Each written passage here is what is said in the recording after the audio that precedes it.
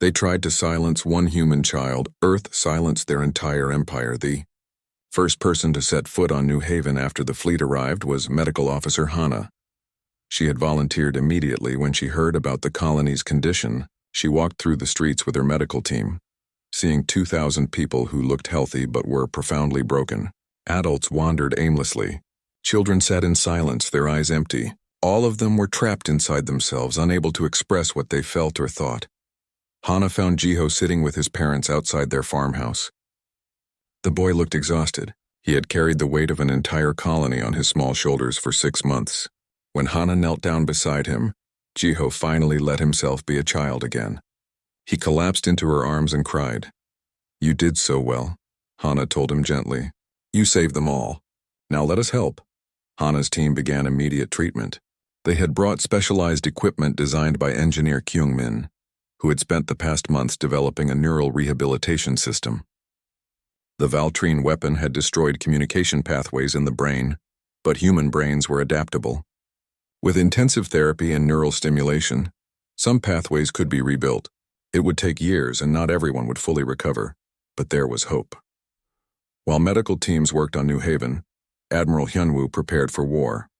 He knew the Valtrine wouldn't ignore a human fleet in their territory.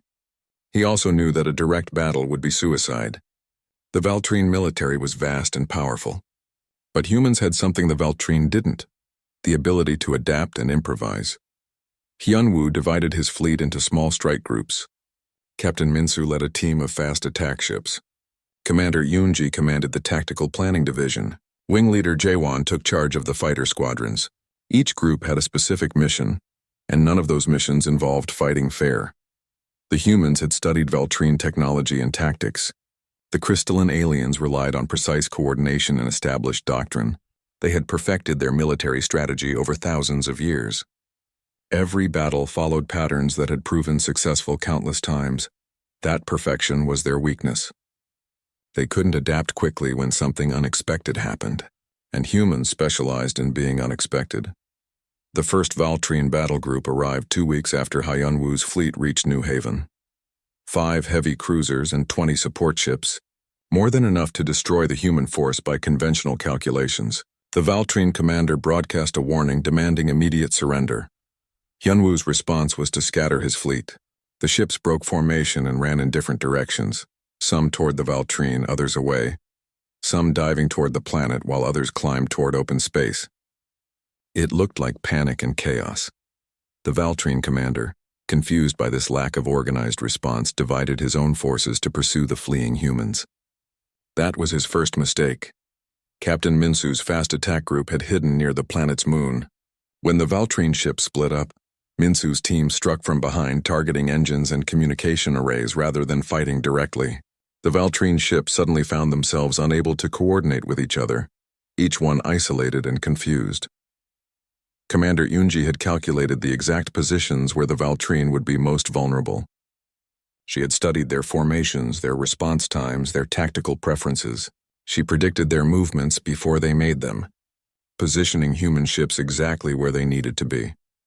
Wing Leader Jaewon's fighters came in like a swarm of insects. Too small and too fast for the Valtrine's main weapons to track effectively, they targeted sensors and communication dishes, blinding the crystalline ships. The Valtrine battle group was destroyed without the humans ever engaging in a traditional battle. It was guerrilla warfare in space, and the Valtrine had no experience defending against it. News of the defeat reached the Valtrine Emperor, Threshavok the Crystalline, in his palace on Dominion Prime. He was ancient by any standard, having ruled for over 2 centuries. He had expanded the Dominion across hundreds of star systems. He considered the Valtrine to be the pinnacle of civilization, and all other species to be lesser beings. The idea that humans, these newcomers to space travel, had destroyed one of his battle groups seemed impossible. Threshavok was not concerned, merely annoyed. He sent more ships and issued orders for the humans to be crushed quickly, but Hyunwoo had no intention of fighting more battles. While the Valtrine sent their military forces, the human fleet was already moving to different targets. They struck communication relays, the systems that allowed the Valtrine Empire to coordinate across vast distances. Without those relays, the Dominion's military couldn't receive orders or share information effectively. On New Haven, Jiho continued working with the ancient artifact. He had become quite skilled at using it, and now he understood its true purpose. The artifact wasn't meant to be a weapon at all. The ancient civilization that built it had created a peacekeeping system, a way to prevent any one species from dominating the galaxy through force. Jiho made a decision. Using the artifact's network, he broadcast the locations and access codes of every hidden Valtrine weapons platform to the entire galaxy. Every species that had been conquered or intimidated by the Valtrine suddenly knew where these secret installations were and how to access them. The effect was immediate and dramatic. Dozens of subjugated species rose up in rebellion. They used the Valtrine's own weapons against them, turning the tools of oppression into instruments of liberation. The Valtrine Empire began to crumble. Diplomat Sang-hoon had been traveling across known space, meeting with representatives of various civilizations.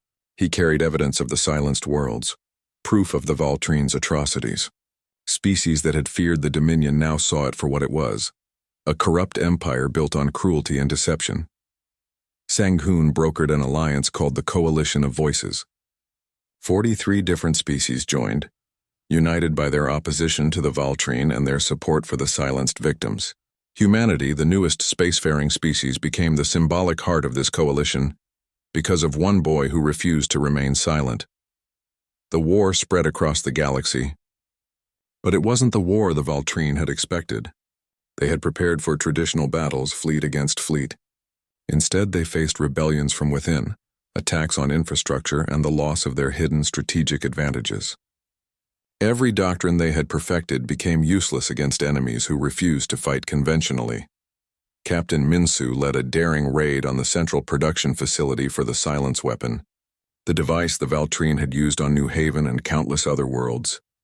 The facility was destroyed completely, ensuring that this particular horror could never be inflicted. Again, Commander Yunji orchestrated a brilliant campaign through a region of space filled with stellar phenomena that the Valtrine considered impassable. She led Valtrine fleets into traps using their own tactical rigidity against them. Ships that followed their training precisely found themselves in situations where following doctrine meant destruction. Through it all, Hyunwoo kept his fleet moving, never staying in one place long enough for the Valtrine to bring their superior numbers to bear. He fought a war of movement and surprise, always staying one step ahead. On New Haven, Jiho watched the progress of the war through the artifact's network. He could see the Valtrine Empire fracturing, their forces scattered and confused. He thought about revenge, about making the Valtrine suffer as his family had suffered. But when he looked at his mother and father, both slowly recovering their ability to communicate through Hana's therapy, he realized that revenge wasn't what he wanted. He wanted to make sure this never happened to anyone else. He wanted a galaxy where no child would have to watch their parents lose their voices. That was worth fighting for. Admiral Hyunwoo came to visit Jiho personally during a brief resupply stop. The old soldier knelt down to look the boy in the eyes. "You asked me to make sure they never do this to anyone else," Hyunwoo said. "I haven't forgotten that promise," Jiho nodded. "Thank you for coming. Thank you for hearing me." Hyunwoo smiled sadly. "You reminded me why I became a soldier in the first place. Not to fight wars, but to protect people who can't protect themselves. You gave me that purpose back." As Hyunwoo's fleet departed to rejoin the war, Jiho returned to his work with the artifact and his care for his parents. He was still just a child, but he had changed the galaxy. The Valtrine had tried to silence him, to make him just another voiceless victim. Instead, he had become the loudest voice in the cosmos. They tried to silence one human child. Earth silenced their entire empire. 6 months had passed since the Valtrine attacked New Haven. Jiho had learned to understand his parents without words. His mother's eyes told him when she was hungry or tired. His father's gestures showed him what needed to be fixed around the farm.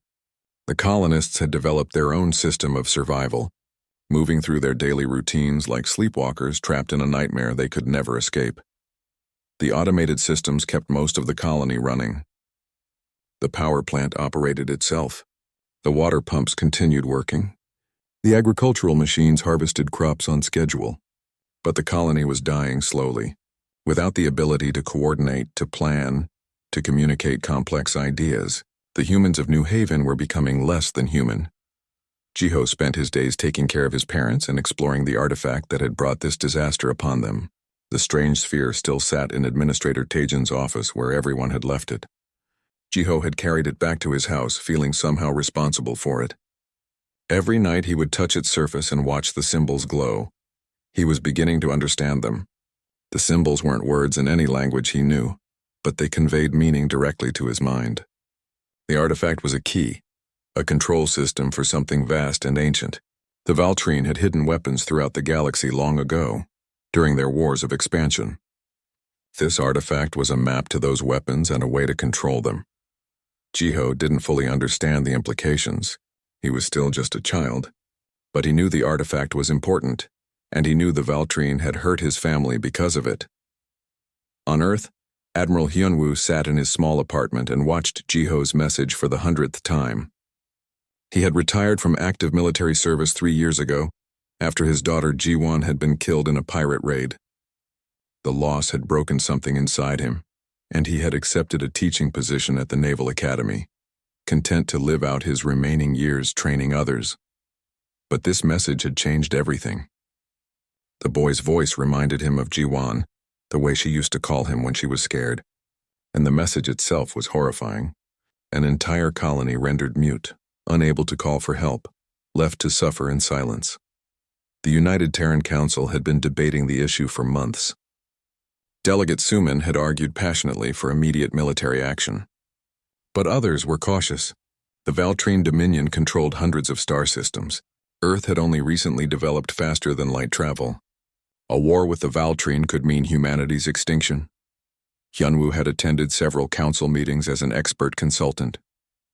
He had listened to the politicians argue about risk assessments and diplomatic channels. He had watched them debate while a child sat alone on a dying colony, caring for 2,000 traumatized people. He couldn't watch anymore. Hyunwoo sent out a private message to every ship captain, every officer, every pilot he had ever served with. The message was simple. A child needs our help. I'm going to get him. Who's coming with me? The response overwhelmed him. Within a week, 200 ships had volunteered. Some were military vessels whose captains decided to malfunction and accidentally end up in the same place. Others were civilian ships whose owners simply wanted to help. Miners, traders, explorers, and retired soldiers all came together. Earth's government couldn't officially approve the mission, but they didn't stop it either. When Hyunwoo's fleet departed, the council issued a statement saying they had no knowledge of unauthorized military operations. Everyone understood what that meant. Meanwhile, scientist Borum worked in her laboratory, analyzing every piece of data that had come from New Haven. She was an expert in alien technology and xenoarchaeology. The images of the artifact that Jiho had found fascinated her. The symbols matched no known language, but the patterns were familiar. She had seen similar designs in ruins across the galaxy, remnants of a civilization that had vanished millions of years ago.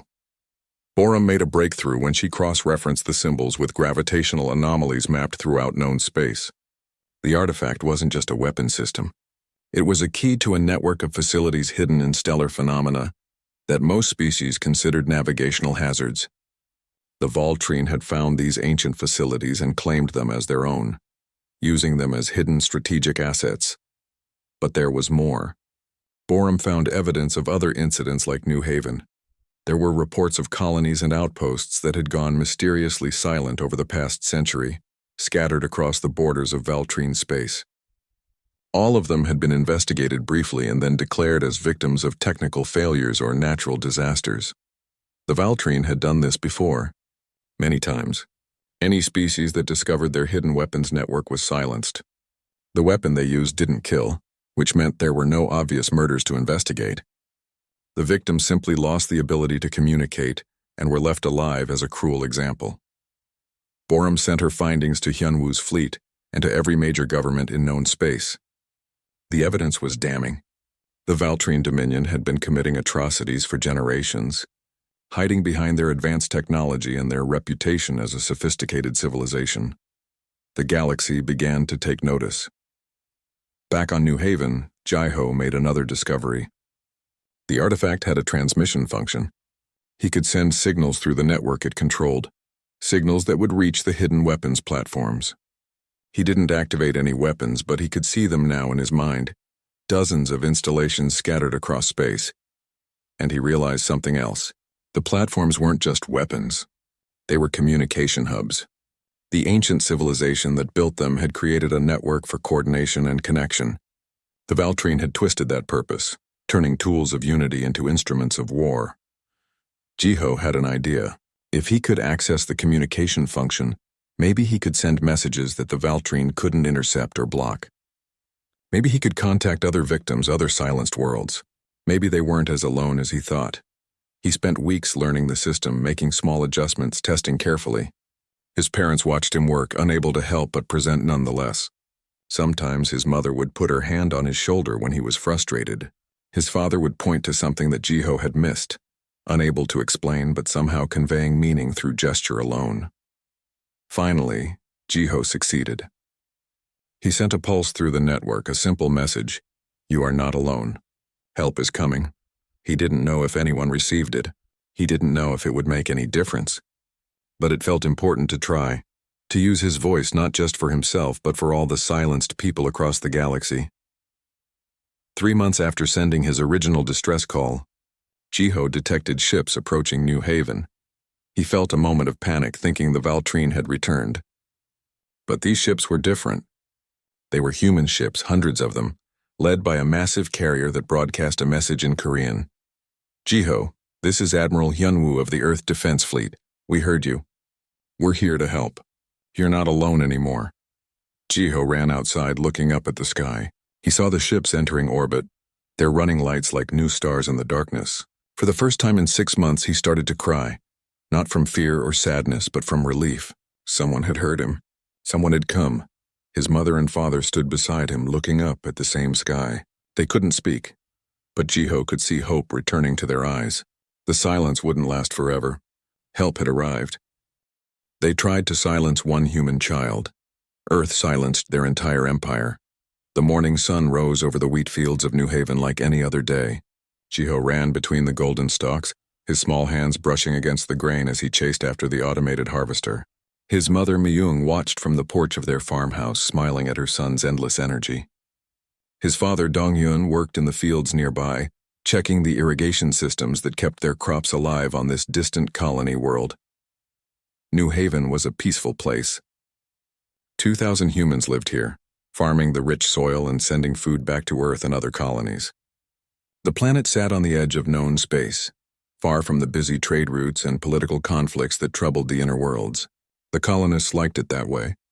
They had left Earth to find peace, and here they had found it. Jiho stopped running when something caught his eye.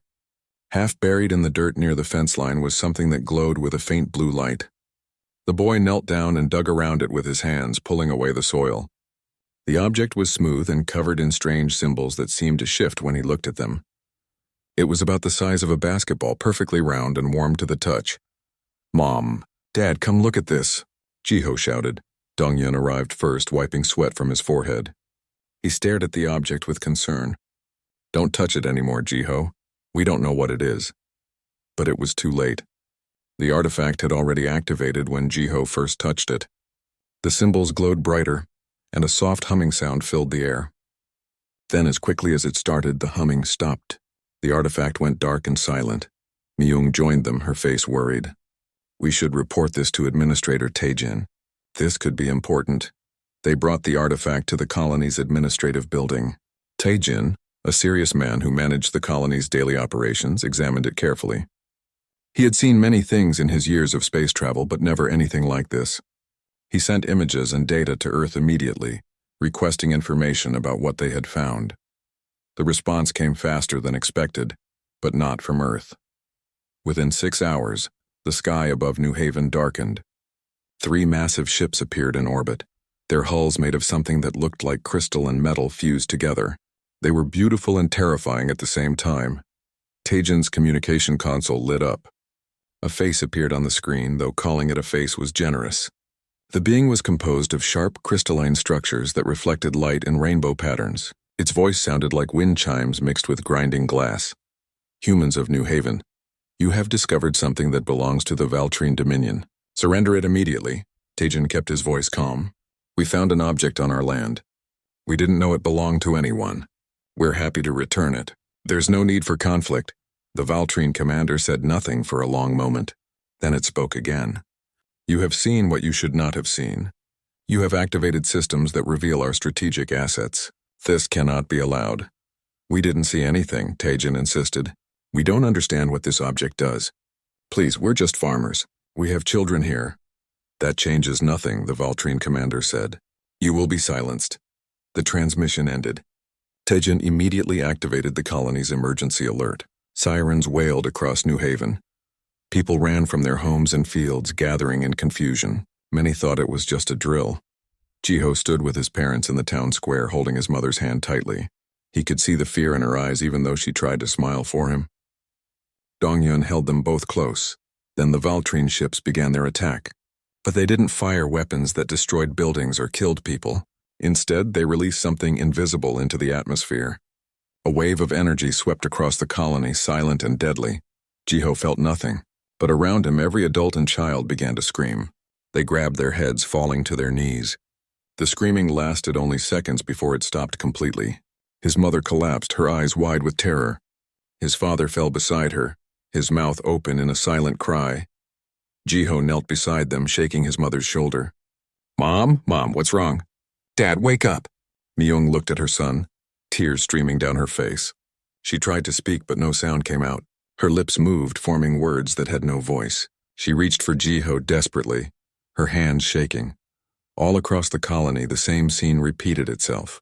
2,000 people tried to speak, to cry out, to call for help. But they had been robbed of their voices. Not just their voices, their ability to communicate in any way. When they tried to write, their hands refused to form letters. When they tried to type, their fingers forgot how. The Valtrine weapon had destroyed the communication centers of their brains completely. They were alive, aware, and conscious. But they could never tell anyone what had happened to them. They were trapped in permanent silence. Jiho was the only one who could still speak. He didn't understand why.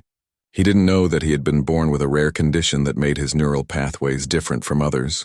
The Valtrine weapon had been designed to target normal human brain structures. Jiho's brain was not normal, and by pure chance he had been spared. The Valtrine ships remained in orbit for 3 days, monitoring the colony. They detected no communications leaving the planet. Satisfied that their secret was safe, they departed, leaving the humans to their silent fate. Jiho spent those 3 days caring for his parents as best he could. He brought them water and food. He helped them to the bathroom. He watched them cry silent tears. Other colonists wandered the streets like ghosts, some trying endlessly to speak, others simply staring at nothing. On the 4th day, Jiho made his way to the colony's communication center. He had watched the technicians work there many times. He was only 10 years old, but he was smart and observant. He managed to activate the quantum relay system, the device that could send messages across the vast distances between stars. With shaking hands, he recorded a message. His voice was small and frightened, but it was clear. My name is Jiho. I live on New Haven Colony. Something bad happened here. Aliens came and hurt everyone. My mom and dad can't talk anymore. Nobody can talk except me. Please help us. Please send someone. I'm scared and I don't know what to do. Please help. He sent the message to Earth, to the military, to anyone who might listen. Then he went back to his parents and waited, hoping that somewhere in the vast darkness of space someone would hear the voice of one small boy crying out from a world of silence. They tried to silence one human child. Earth silenced their entire empire. The Valtrine dominion was burning. Not with fire, but with the light of rebellion that spread from world to world like a wildfire across dry grass. Emperor Threshavok sat in his crystalline throne room, watching reports flood in from every corner of his empire. 40 systems had declared independence. 20 more were in open revolt. The military forces he sent to crush these uprisings found themselves outnumbered and outmaneuvered, often by their own former subjects using Valtrine weapons. Threshavok could not understand how this had happened. The Dominion had stood for 3,000 years. His people had conquered and ruled with efficiency and superior technology. They had silenced any who discovered their secrets, eliminating threats before they could grow, The system had worked perfectly for centuries. One human child had broken that system completely. The Emperor made a decision born of desperation and arrogance. If the silence weapon had worked on New Haven, it would work on entire rebellious populations. He ordered the deployment of every silence device his forces still possessed. Planets that refused to surrender would be rendered mute, their populations left alive but unable to coordinate resistance. It was the worst decision Threshvok had ever made. When news of the Emperor's order spread, transmitted by Jiho through the ancient communication network, the galaxy reacted with unified horror. Species that had remained neutral suddenly joined the coalition of voices. Even civilizations that had been friendly with the Valtrine turned against them. The plan to use the silence weapon wasn't seen as a military tactic, but as a crime against consciousness itself. Diplomat Sang-hoon found his job becoming easier by the day. Where before he had to convince species to join the fight, now they came to him voluntarily. The coalition grew to include over 100 civilizations, all united by a common cause, ensuring that the Valtrine could never silence anyone again. The military campaign intensified. The coalition's combined fleets pushed deeper into Valtrine space, heading toward the core systems. The Valtrine military, despite its size, was stretched impossibly thin. They had been designed to maintain order over a docile empire, not to fight a coordinated rebellion on 100 fronts simultaneously. Captain Minsu had become something of a legend among coalition forces. His fast attack groups had destroyed over 50 Valtrine installations without losing a single ship. He trained other species in human tactics, teaching them that victory didn't come from following established rules but from breaking them creatively. The concept was revolutionary for many species who had learned warfare as a rigid discipline. Commander Yunji worked with coalition strategists to develop a comprehensive campaign plan. Her analytical mind saw patterns that others missed. She predicted Valtrine responses with uncanny accuracy and positioned forces to exploit every weakness. The Valtrine commanders, trained to fight according to ancient doctrine, found themselves facing an enemy who had studied their methods and learned exactly how to counter them. Wing leader Jaewon led fighter squadrons composed of pilots from a dozen different species. The diversity was initially a challenge, as each species had different piloting styles and combat philosophies. But Jaewon found that this diversity became a strength. Valtrine tactical computers couldn't predict the actions of pilots who combined multiple combat traditions in unpredictable ways. On Dominion Prime, ordinary Valtrine citizens began to question what they had been told about their empire. For generations, they had believed they were superior to other species, that their conquest and rule had brought civilization to a chaotic galaxy. The government had controlled all information, ensuring that citizens only heard official truths, but Jiho had changed that too. The ancient communication network he controlled couldn't be censored by the Valtrine government. Messages from the silenced worlds began reaching ordinary Valtrine citizens. They heard testimonies from victims, saw evidence of atrocities, learned the truth about their empire's foundation. Many Valtrine were horrified. They had not known about the silence weapon or the other crimes committed in their name. Some refused to believe it, clinging to their government's propaganda, but others, especially younger Valtrine who had grown up questioning the rigid hierarchies of their society, accepted the truth and demanded change. Protests erupted on Dominion Prime and other core worlds. Valtrine citizens called for the Emperor's abdication and an end to the war. The government responded with force, trying to suppress the dissent. But the protests grew larger, fed by a constant stream of information that the authorities couldn't block. Scientist Borum made her final breakthrough in understanding the ancient network. Working with Jiho remotely, she helped him access the system's deepest functions. They discovered that the network had a final protocol, a feature built into its design by the long-dead civilization that created it. It was a galaxy-wide communication system that bypassed all governments, all authorities, all censorship. It allowed every sentient being on every connected planet to speak directly to every other being. No filters, no propaganda, no control. Pure communication. Jiho and Borum looked at each other across the light years, understanding what this meant. The ancient builders had created the ultimate safeguard against tyranny, the ability for truth to reach everyone. Regardless of who tried to suppress it, Jiho activated the protocol. Suddenly, Every being on every planet connected to the network could communicate freely. The Valtrine government's control over information evaporated instantly. Citizens of the Dominion heard directly from the people they had conquered, from the victims of the silence weapon, from species they had been taught to consider inferior. The effect was devastating to the Empire. The Valtrine military forces, composed of ordinary citizens who had believed they were serving a just cause, began to refuse orders. Entire fleets surrendered without firing a shot. Soldiers deserted rather than fight for a government they now saw as criminal. Within weeks, the Valtrine Dominion ceased to exist as a functional empire. Local governments on various worlds declared independence. The central authority on Dominion Prime collapsed as protests grew too large to suppress. Emperor Threshvok found himself a ruler of nothing, his palace surrounded by his own people demanding justice. The Coalition of Voices fleet, led by Admiral Hyunwoo, arrived at Dominion Prime not to conquer but to stabilize. There was no final battle, no dramatic confrontation. The Valtrine military had simply dissolved, its personnel unwilling to fight for a cause they no longer believed in. Hyunwoo's forces worked with local Valtrine authorities to establish order and begin the transition to a new government. It was strange work for a soldier who had come expecting war, but he found it more satisfying than any battle could have been.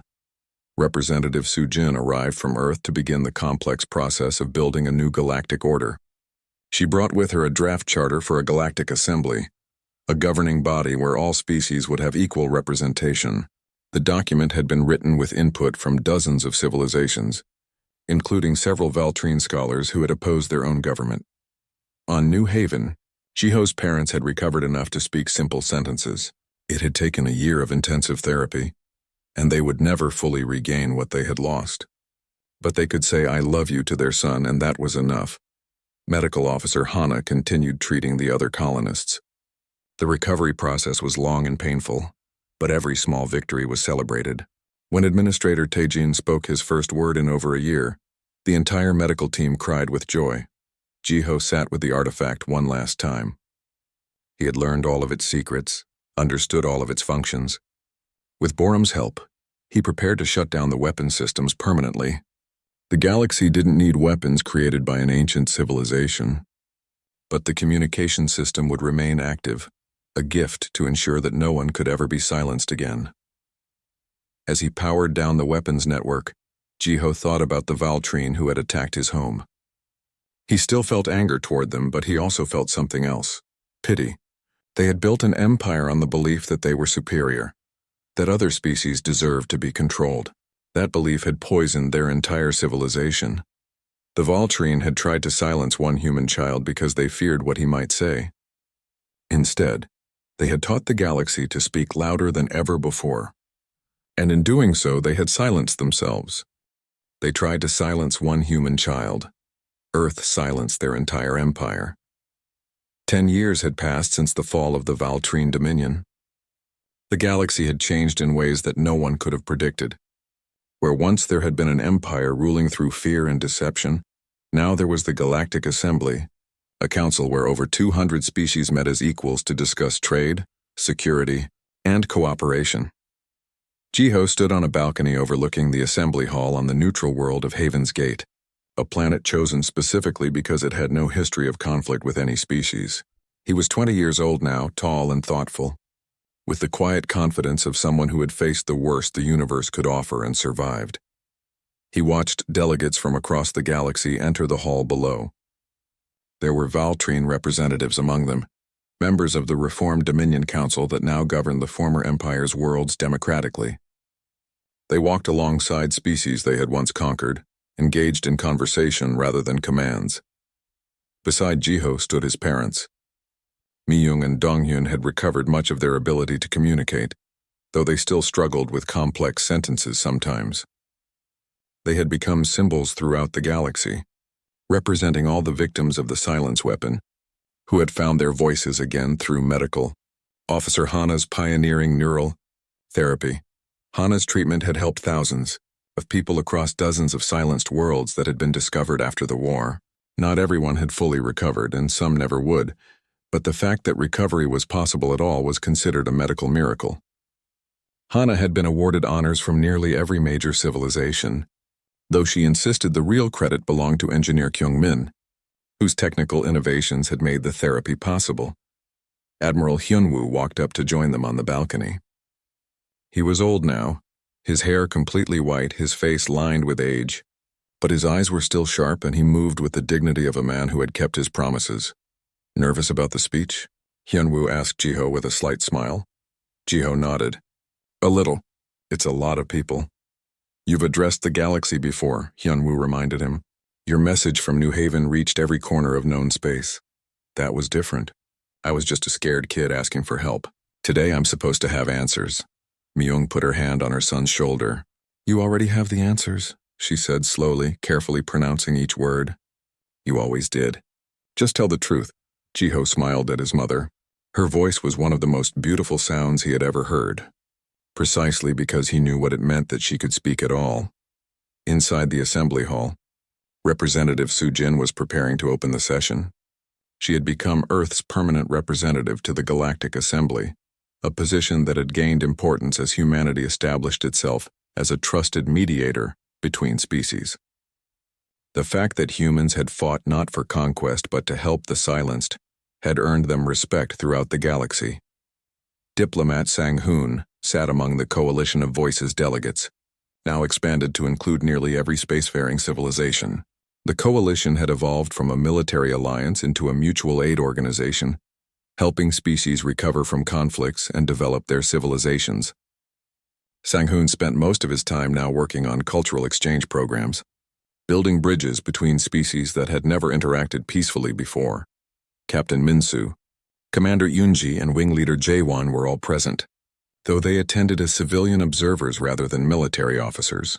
All three had retired after the war, choosing to teach at the new Galactic Military Academy, where officers from various species learned to work together. Their classes on adaptive tactics had become legendary, training a generation of defenders who understood that the purpose of military force was protection, not domination. The most controversial presence in the hall was Emperor Threshavok the Crystalline. The former ruler of the Valtrine Dominion stood in a special observation area, his crystalline body no longer adorned with the symbols of imperial power. He wore the simple garments of a worker, because that was what he had become. The Galactic Assembly had put Threshavok on trial for crimes against sentient beings. The trial had lasted 2 years, examining centuries of Valtrine actions. Many species had demanded execution, others had argued for imprisonment. But the Assembly had chosen a different path, one proposed by Jiho himself. Threshavok had been sentenced to rehabilitation work. He would spend the remainder of his long life assisting in the recovery of the silenced worlds, personally helping to care for the victims of the weapon his government had created. He would live among those he had harmed, seeing every day the consequences of his belief in Valtrine superiority. Some thought the sentence was too lenient. Others believed it was far more cruel than a quick execution would have been. Threshavok himself had said nothing during the trial except to acknowledge his guilt. He worked without complaint, his presence among the victims serving as a constant reminder that even the mighty could be held accountable. Scientist Borum sat in the research delegation area, surrounded by xenoarchaeologists and historians from 24 species. Together they were studying the ancient civilization that had built the network Jiho had used to change the galaxy. They had discovered ruins on 15 planets, each containing fragments of knowledge about a culture that had understood something fundamental. That connection between beings was more powerful than any weapon. The ancient builders had apparently destroyed themselves in a civil war, despite having the technology to prevent exactly that kind of conflict. Their last act had been to create the network and artifacts, hoping that future civilizations might learn from their mistakes. Jiho had been the first in millions of years to unlock the network's full potential, and he had used it exactly as the builders had intended. The assembly session began, and Soo-jin called for attention. The hall fell silent, filled with delegates from across the stars. She spoke about the purpose of the day's special session, to commemorate the 10th anniversary of the Coalition's formation and to dedicate a memorial to all victims of the silence weapon. Then she introduced Jiho. He walked to the central podium, aware of thousands of eyes watching him, representing billions of beings across the galaxy. For a moment he felt like that scared 10-year-old boy again, alone on a dying colony. But then he remembered that he wasn't alone anymore. He had never been truly alone, even in the darkest moments. Jiho began to speak. His voice was steady and clear. 10 years ago I watched my parents lose their voices. I watched 2,000 people become prisoners in their own minds. The Valtrine did this because they were afraid of what we might say, what we might reveal about their secrets. He paused, looking at Threshvok. The former emperor met his gaze without flinching. I was angry for a long time. I wanted revenge. I wanted the Valtrine to suffer as my family had suffered. But I learned something important. Revenge doesn't heal anyone. It just creates more pain, more silence, more fear. Jiho gestured to the diverse gathering around him. What heals people is connection. It's the ability to speak and be heard, to listen and understand. The ancient civilization that built the network I used understood this. They learned too late that weapons and control only lead to destruction, but they left us a gift, a chance to do better than they did. He smiled, thinking of all the people who had helped him and helped each other. Today we dedicate the Silent Garden Memorial on New Haven. It will honor not just the victims of the Valtrine, but all beings throughout history who have been silenced by those who feared their voices. And it will remind us that we have a responsibility to protect the ability of every person to speak, to communicate, to be heard. The assembly erupted in sound, not applause, because many species present didn't have hands to clap. Instead, there was a cacophony of voices, clicks, hums, songs, and vibrations in hundreds of languages. The noise was overwhelming, beautiful, and chaotic. It was the sound of freedom. After the session ended, Jiho returned to the balcony where his parents and Admiral Hyunwoo waited. The old admiral looked out over the gathering delegates with satisfaction. Your daughter would be proud of what you did, Jiho told Hyunwoo. Jiwon would be proud. Hyunwoo's eyes glistened with tears. I think she would be proud of you too. You gave me a purpose when I had lost mine. You reminded me that one person can make a difference, that one voice can change everything. Jiho thought about the scared child he had been, sending a desperate message into the darkness of space. He thought about all the people who had heard that message and responded, who had chosen to help rather than ignore. He thought about the galaxy that had united because of one act of cruelty, and one boy's refusal to let that cruelty stand. The Valtrine had tried to silence one human child. They had believed that by taking away his ability to communicate, they could erase the threat he represented. They had been wrong in ways they couldn't have imagined, because Jiho hadn't just kept his voice. He had amplified it across the stars. He had given voice to the silenced and taught the galaxy that communication was more powerful than any weapon. He had shown that even the smallest person, the youngest voice, could echo across the universe if they refused to be quiet.